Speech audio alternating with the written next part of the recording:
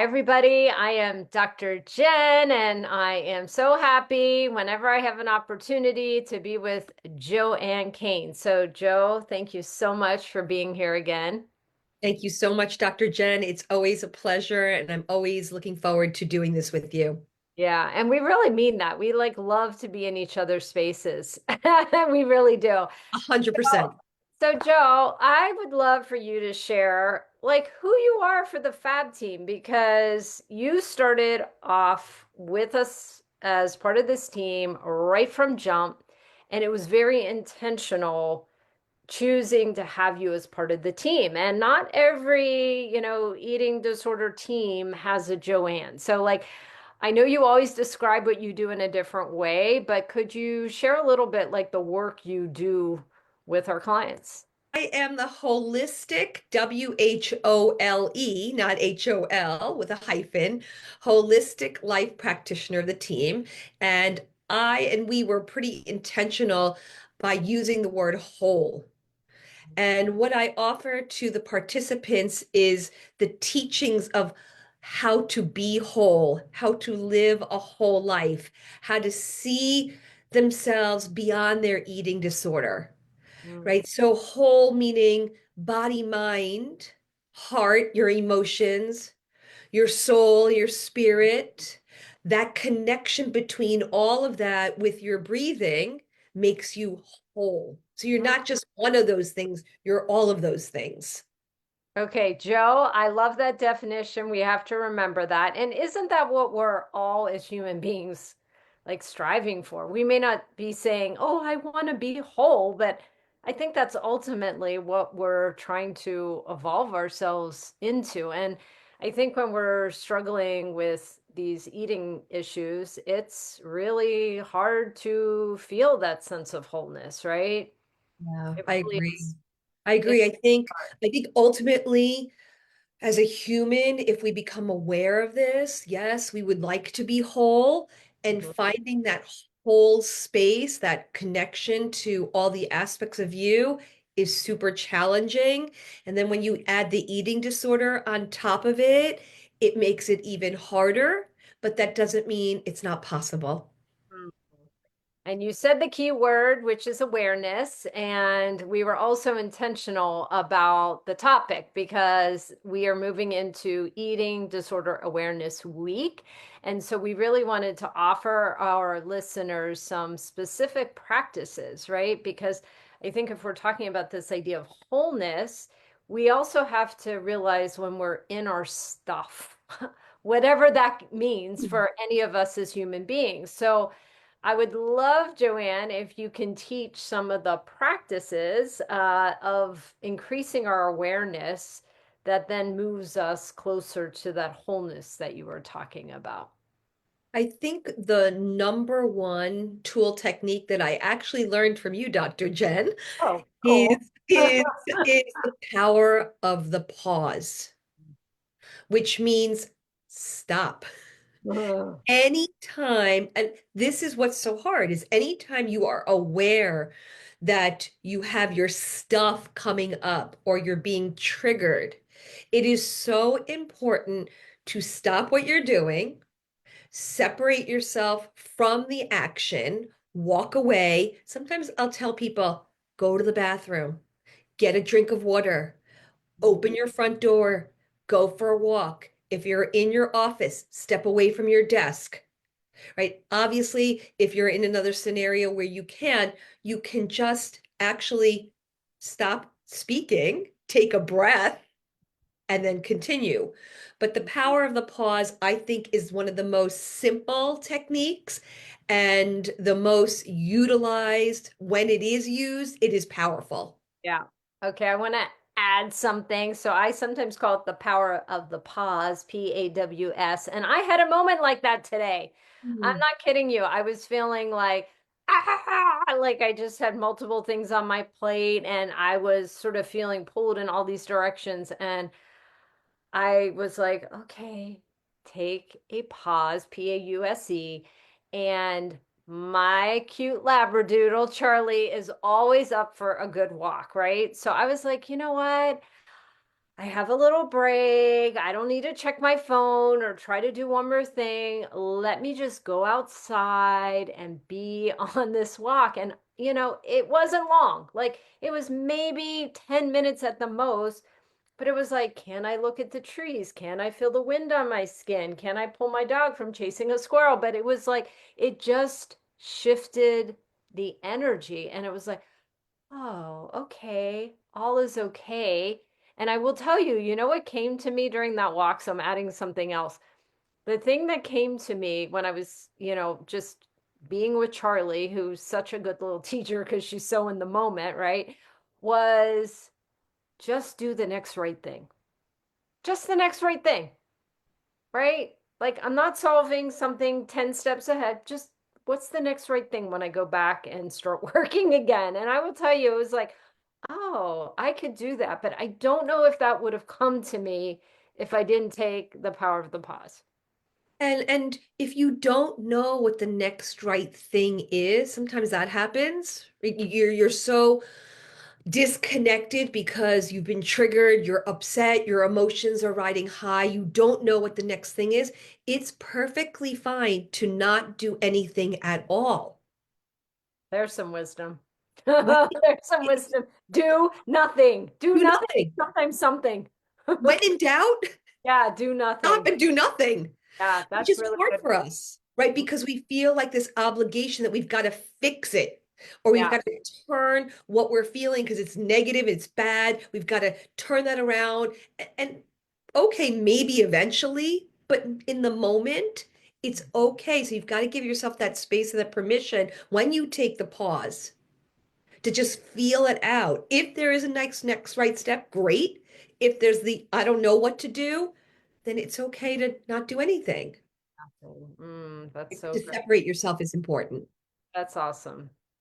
So, Joanne, I know you had an exercise for us and you were going to walk us through something that connects the power of the pause. And I think I was even starting to create that with my walk, right? Like connecting with my senses is like a great way to just ground us in the moment and starting to increase that awareness.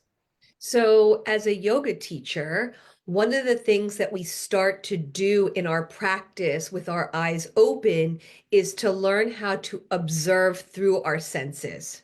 Mm, So we use our sight, we use our ears, we use our smell, we use our taste buds, and we use touch. mm, And we use those senses to start to develop awareness. Eventually, when you get so good at it, you actually do a practice with your eyes closed called pratyahara, which is sense withdrawal.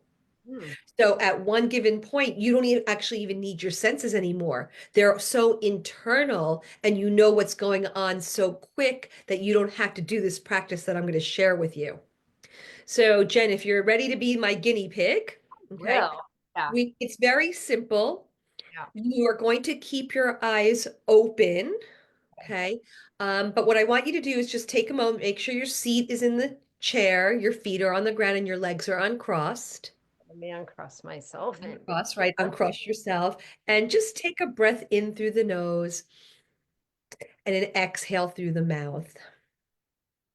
Right? And just do that two more times because breathing will create the power of the pause as well. And last round, an inhale through the nose and an exhale gently out through the mouth.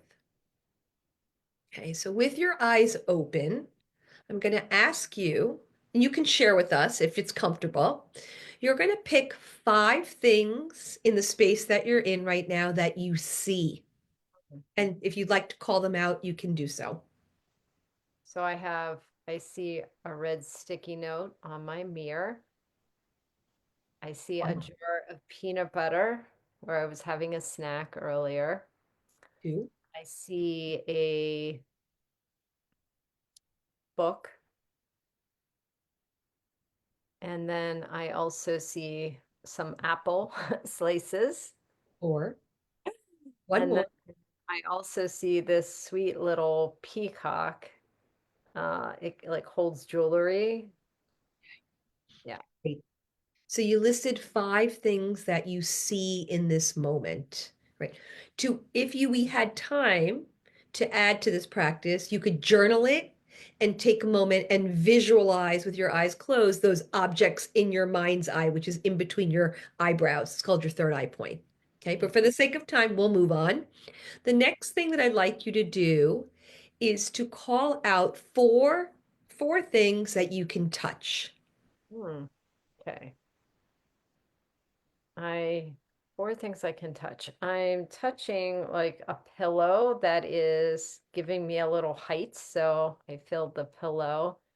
Um, I have this little thing that has material that is next to me. It holds these little bottles of perfume.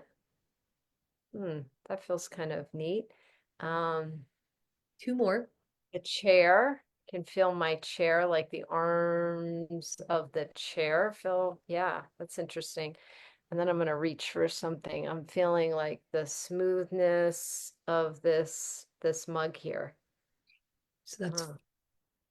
And you described exactly what I want the sense to do, which is again, for sake of time, if you had it, you actually can journal or you can sit with what is the texture?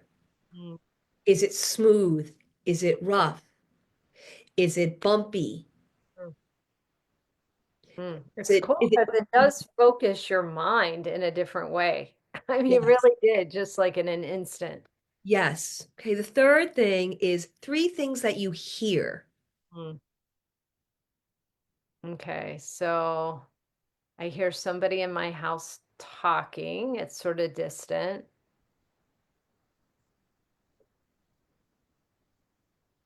Hmm. I hear quiet, which is interesting because sometimes Miami can be a very loud city. So I'm just noticing the quiet, and I can notice in the far distance a car. So Mm. those are three things that you hear. And did you notice that you had to get quiet to Mm. actually pay attention to that? You had to not be in your brain, in your thinking mind, right? You had to get quiet. Okay. Two things that you smell. Mm. Okay.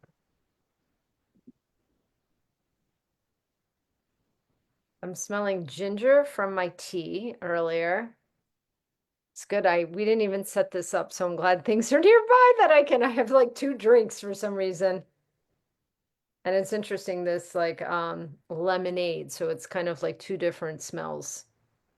Great. And Yeah. same thing, you could journal, right? What you actually smelled, right? Like what does it smell like? So you could get more descriptive in the practice. And the last thing is one thing that you taste. Mm. Okay, well, I'll have a sip of this drink here. Then this is perfect. We didn't Yep. even prepare this totally. Mm. Mm. That was a real mindful sip. Yeah, tasted. I could taste the cold. I could taste the sour and the sweet of the strawberry lemonade. Yeah. So that was the practice of connecting to your senses. And what I just want you to do in a moment is just notice in that practice, in that exercise, was your brain thinking about anything else other than, right, connecting? Mm-mm. It really wasn't. And so what does that do you think, right? Like, you're right. My brain was not, but like it has been a few times today. What do you think that does when we're doing like the senses, like the texture, the taste, like the sound, like all of the senses? Does it just sort of calm our nervous system and then brings us in the moment? That's kind of what it does, right? Yeah, and I think to add to that, it creates a one-pointed focus for the Mm. brain, for the mind. Wow. And then Focus, it has right? us really aware, right? Like we're really aware of how our senses are interacting in some way.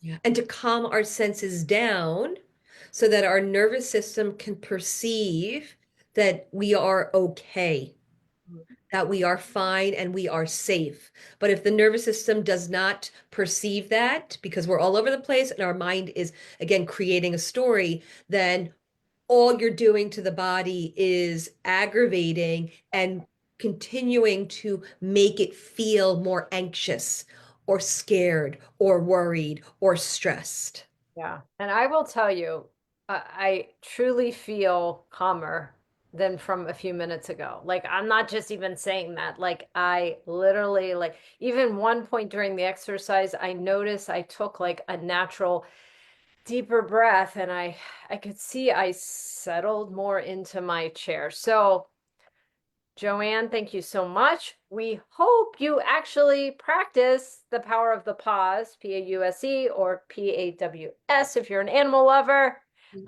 and that you practice this exercise of connecting with the senses. And it seems like the more we do this, bring ourselves in the moment, bring ourselves, that is how we develop that awareness. 100%. Yeah. And it's a practice and it's not easy in the beginning, but it does get easier the more times that you do it. Wonderful.